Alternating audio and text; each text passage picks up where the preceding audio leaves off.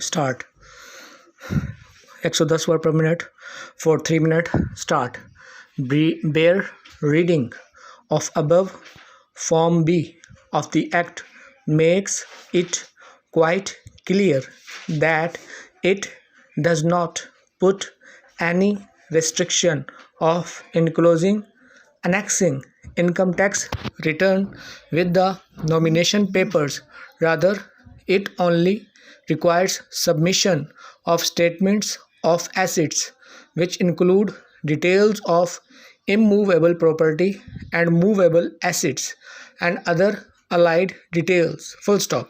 Income tax returns are filed before the Federal Board of Revenue as per procedure and mechanism provided under the Income Tax Ordinance, which is normally filed by a candidate to show his assets and liabilities, but in the case in hand, it is not required under the Act because submission of statement of assets and liabilities through Form B is dealt with under Section 60 of the Act, which is of much importance and reads as under.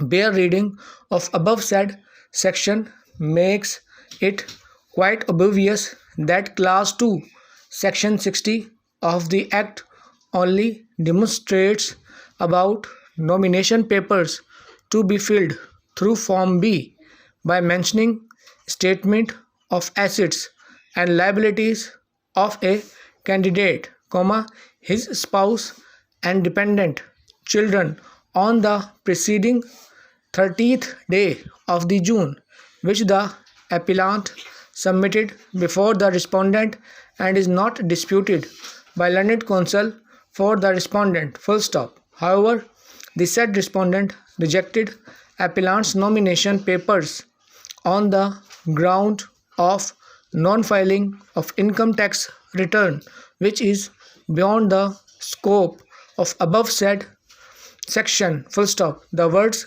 statement of the assets and liabilities are mentioned in Form B, and Section 60 of the Act deals it, according to which the candidate is only required to annex statement of assets and liabilities of his own or of her spouse and dependent children on the preceding day of 13th day June, full stop, when section of the Act and the rules does not put any restriction of filing income tax return, full stop, the end.